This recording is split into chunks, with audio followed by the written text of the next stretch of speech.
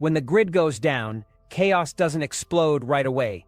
First, it's silence. No lights, no cameras, no safety net. And that's when people start watching you. They won't smash your door on day one. They'll track you. They'll see what you've got. Food, water, fire, tools, and the second they know, you're marked. Here's the harsh truth. The very survival gear you're proud of could be the exact reason you get robbed, or worse, followed. After a collapse, people don't just get desperate, they get smart. And if you don't know which items turn you into a target, you're not prepping, you're stockpiling for someone else. So let's cut the fluff and break it down.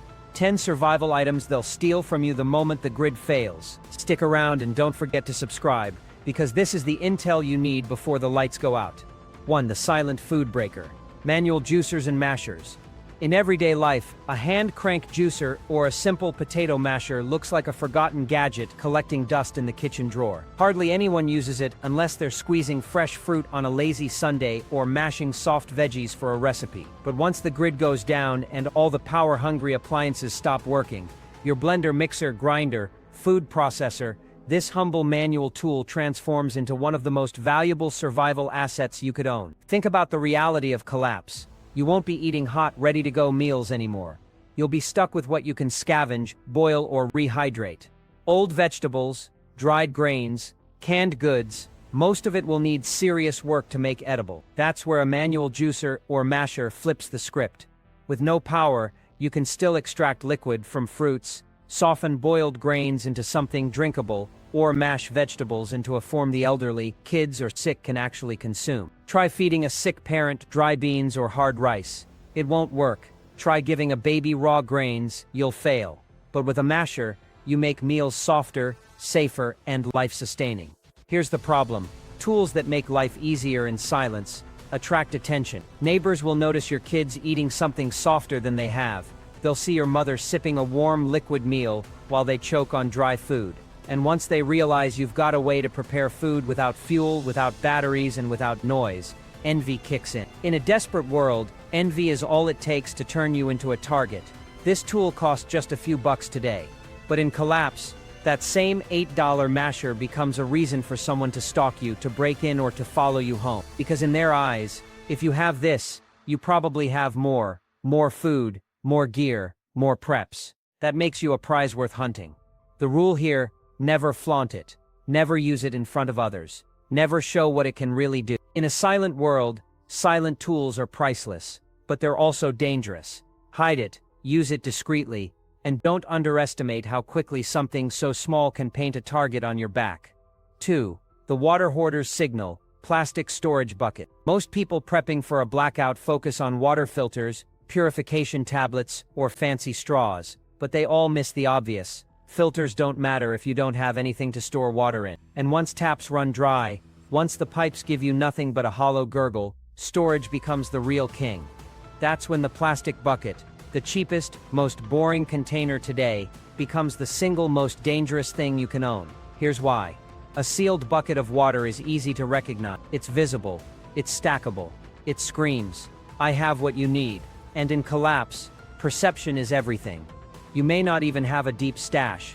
Maybe you just filled 2 buckets from a hand pump, or maybe you're storing rainwater from a tarp. But the second someone sees those buckets near your door, on your porch, or through a window, they'll assume you've got plenty more. And assumption alone is enough to make you a target. Water is currency in collapse. Forget cash. Forget crypto. If you're holding 20 liters of clean water, you're holding life itself.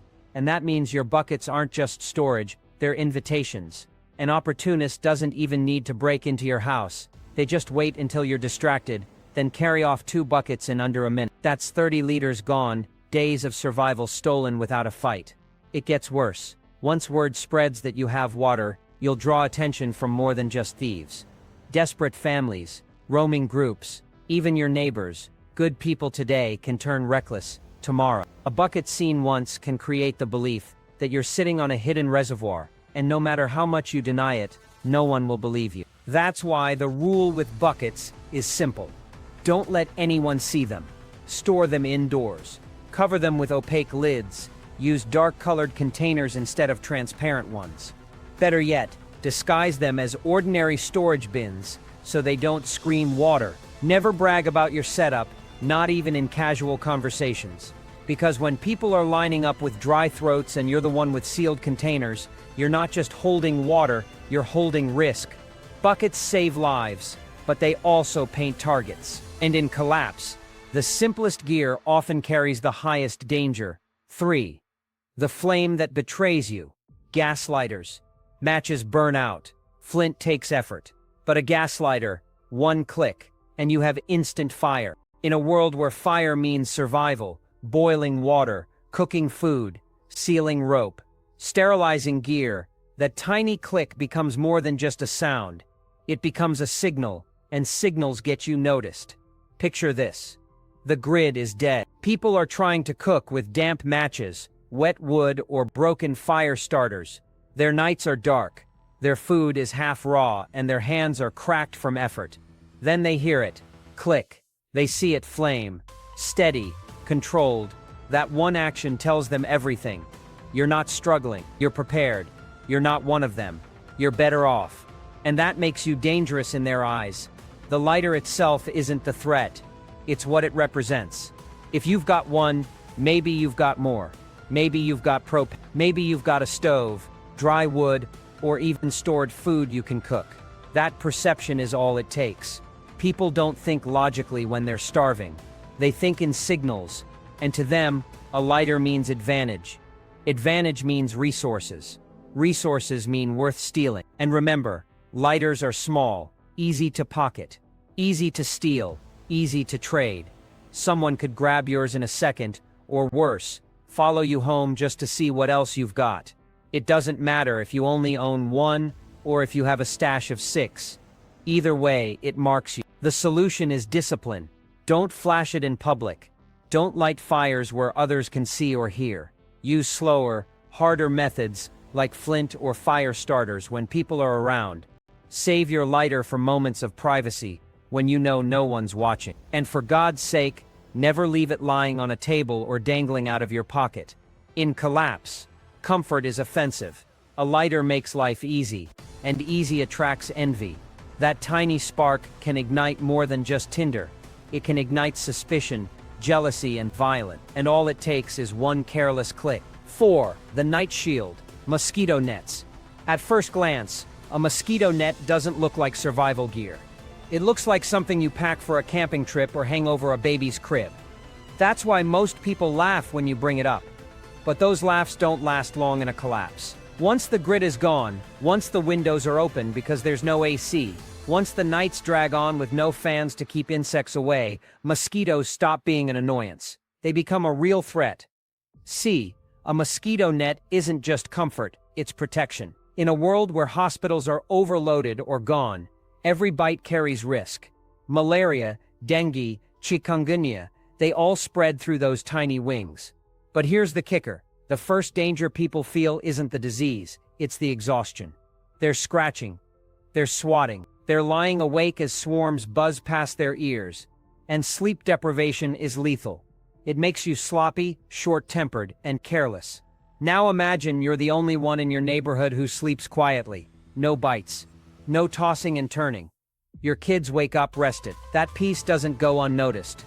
People will start wondering, why are they fine while we're suffering?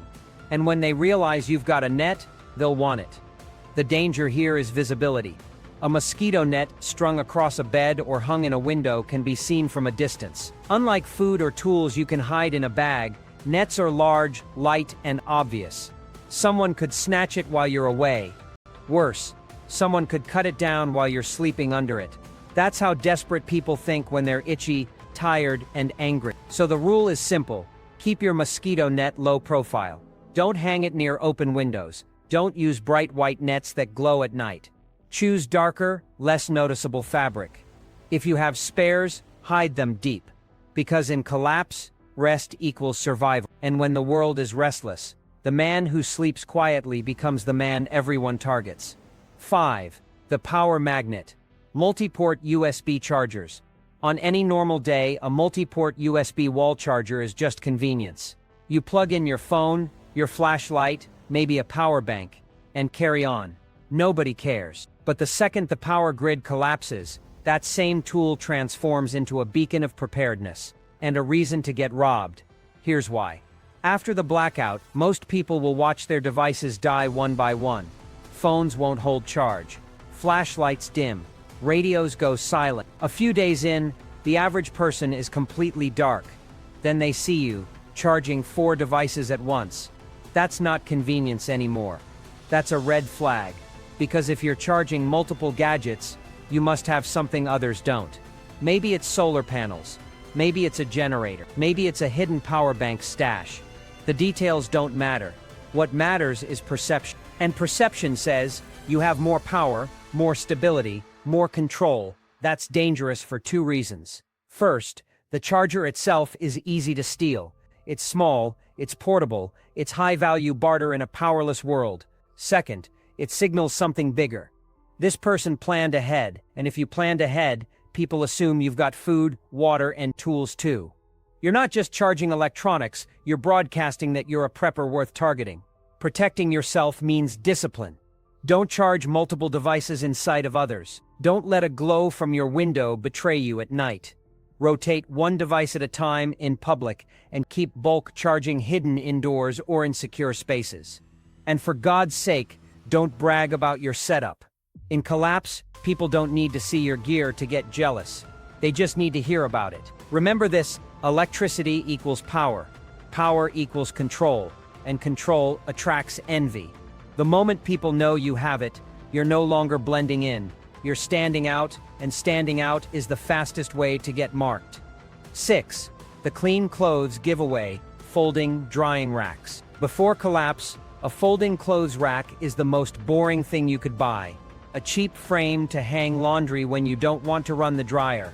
Nobody thinks twice about it. But when the grid goes dark, when washing machines stop and dryers die, that boring rack suddenly turns into a dangerous billboard that says, I've got water, I've got soap, I'm still living clean while you're not. Here's what people forget. Hygiene collapses faster than food. Clothes pile up. Sweat, dirt, and grime settle in. Skin infections spread. Morale crashes. Most people will be wearing the same filthy shirt for weeks. Then someone walks past your home and sees neatly washed clothes hanging on a rack. To them, that's not just laundry, it's proof. Proof you're accessing water. Proof you're staying organized. Proof you've got a system when they don't. That perception alone can make you a target. Because clean clothes don't just mean hygiene, they mean resources. And in collapse, resources are survival. The rack itself isn't safe either. It's light, collapsible, and incredibly useful. Even if your neighbors don't care about your shirts, they'll care about the rack as barter. It can dry clothes, air blankets, even serve as a makeshift shelf or frame for shelter. To someone with nothing, that's gold. So how do you stay invisible? Never leave full racks visible from windows or balconies. Don't display colorful fresh laundry in plain view. Use ropes or improvised lines hidden indoors or in shaded corners. If you must use a rack, make it look like junk, paint it dull, beat it up. Make it unappealing, and never dry everything at once. A full rack screams abundance. A half-empty one barely gets noticed. In collapse, it's not about owning gear. It's about what gear makes people assume you have. A folding rack seems harmless. But in a desperate world, it can be the silent broadcast that gets you robbed, because when others are living in filth, the person who looks clean stands out, and standing out is dangerous. 7. The hidden warmth, wool blankets, and thermal bedding. Most people preparing for collapse focus on food and water. Heat and rest. They're afterthoughts. But here's the truth. When the grid fails and the cold sets in, nothing will drive desperation faster than a freezing night. That's when wool blankets and thermal bedding stop being comfort items and become survival gear worth stealing. See, people underestimate just how brutal cold really is. A freezing night doesn't just make you shiver. It robs you of sleep, saps your energy, and weakens your immune system. A person who can't stay warm won't think rationally. They'll lash out, make poor decisions, and start looking at anyone with warmth as a target. And that's where your blankets put you in danger. A heavy wool blanket seems boring today. It's tucked in the closet, maybe used for camping trips. But when neighbors realize you're sleeping warm while they're curled up in thin clothes, it won't go unnoticed. They'll hear less coughing from your house. They'll see your kids looking healthier. And they'll know you've got something they want. The real danger: blankets are big, but they're easy to grab. One person slipping inside your home can roll up 2 or 3 and disappear before you notice. And unlike food or tools, blankets don't require explanation. Everyone knows their value immediately. So what's the move? Keep your bedding low profile. Don't hang it in plain view. Don't brag about how warm you are. If you have extras, hide them deep. And remember, never lend them out. People rarely return survival gear when they're desperate. In collapse, staying warm isn't a luxury, it's survival. And in a cold, sleepless world, the man with wool blankets becomes the man worth robbing. 8. The silent stash: canned food and opener tools. Food is obvious. Everyone knows it'll be the first thing stolen. But here's where preppers make a fatal mistake. They stockpile canned goods without realizing how visible those cans become the moment they're used. And worse, they forget that the humble can opener, manual or otherwise, is just as valuable as the food itself. Picture this. Days after the grid fails, most households will have burned through their snacks and fresh groceries. Hunger creeps in. Then they hear the distinct crack of a can being opened. That tiny sound carries further than you think. To someone hungry, it's like ringing a dinner bell. And once they know you're eating canned food, they won't just want one meal. They'll assume you've got dozens more stacked away. The real kicker: most people don't even own a proper manual can opener. They've relied on electric gadgets or never thought about it at all. That means if you've got both cans and a tool to open them, you've got more than just food. You've got leverage. And leverage draws attention like blood in the water. Cans are heavy. They're obvious when stacked. And once someone sees or hears you using them, they'll spread the word fast. That guy's still eating well. Before long, you're not fighting one thief, you're defending your stash from a mob. How do you avoid that? First, rotate how and where you. Don't crack open cans in predictable spots or times. Mask the noise when possible. Do it during louder moments, like storms, not in dead silence. And above all, hide the evidence. Don't leave empty cans lying around or tossed in trash pile. That trash is proof of your supply, and proof is all it takes to mark you as a target. Food is survival fuel, and when the world is starving, the sound of you eating becomes the loudest signal you can send. 9. The glow trap. Battery lanterns and headlamps. Darkness changes people. When the lights go out, when the night stretches endlessly with no street lamps, no TVs, no phone screens, light becomes one of the most powerful signals in the world. And if you've got working lanterns or headlamps, you might as well hang a sign that says, "I'm prepared. Come take what I have." Here's the problem. Most people assume light is harmless. They think of a flashlight as just another tool. But after collapse, when everyone else is stumbling in pitch black, your glow is a spotlight. It doesn't matter if it's a small LED or a dim lantern. People see it from windows, from down the street, from the corner of their eye while they suffer in darkness. That glow triggers 2 thoughts. First, how does he have that? Second, if he has light, what else does he have? Because no one believes you only prepped with batteries. They'll assume you've got food, water, tools, and more. Lanterns and headlamps are especially dangerous because they're hands-free. You can work, cook, or move at night while others can't. That advantage doesn't stay secret for long. Once spotted, it becomes an obsession for the people still tripping over furniture in the dark. The risk isn't just theft, it's exposure. Using light when others can see you reveals your movements, your routines, even the layout of your home. Someone desperate doesn't need to break in blind. They can map you out night after night, waiting for the right moment. So how do you counter it? Discipline again. Use red light settings when possible. They're less visible at distance. Black out your windows with blankets or heavy plastic before turning on any lanterns. Rely on candles or low-profile lights when others are around. And for God's sake, never walk outside at night with a glowing headlamp unless you're prepared to fight for it. In collapse, darkness is normal, light is a luxury. And luxuries are never safe when the world is desperate. 10. The edge of envy. Knives and everyday blades. Of all survival gear, nothing draws more attention and more danger than knives. Not fancy survival swords or movie props, just regular, sharp, everyday blades. Because in collapse, Knives aren't weapons. First, they're tools, and tools are power. Think about it. A good knife means you can cut food, process wood, repair gear, defend yourself, even build shelter. It's one of the few tools that never loses value, and that's why it's always in demand. Here's the twist. In a collapse, knives aren't rare. Lots of people have them, but good knives, durable, sharp, well-maintained ones, those stand out, and once someone sees you cutting rope cleanly, processing food smoothly, or carving wood with ease, they'll know your blade is better than theirs. That's when you stop being a neighbor and start being a target. The danger isn't just the blade itself, it's the symbol. A sharp, quality knife says you were ready. You thought ahead, and if you were smart enough to prep a blade, you were smart enough to prep everything else. The knife becomes a clue that you've got more worth stealing. Knives are also easy to lose.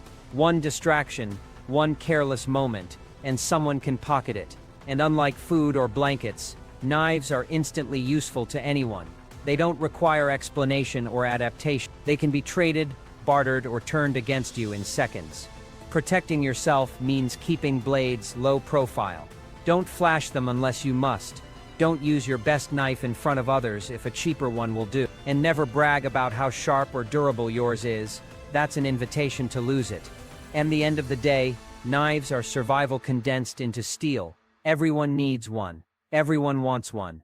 And when desperation sets in, no one will ask politely for yours. They'll take it, and maybe take more along with it. When the grid fails, survival won't just come down to what you've stockpiled, it'll come down to what you can protect. The hard truth is this: the very items you've worked hardest to prepare are the same ones desperate people will watch for, listen for, and steal the moment they get the chance. Food, water, warmth, light, blades. These aren't just supplies, they're signals that say, you're ready, and they're not. And signals always attract the wrong kind of attention. So don't just prep smart. Stay quiet, stay low profile. Hide what matters, because in a collapse, it's not the loudest or the flashiest survivor who makes it through. It's the one nobody notices until it's too late. If this breakdown opened your eyes, make sure you hit that subscribe button, because when the lights go out for real, the only advantage you'll have is what you know before it happens. And trust me, you'll want every edge you can get.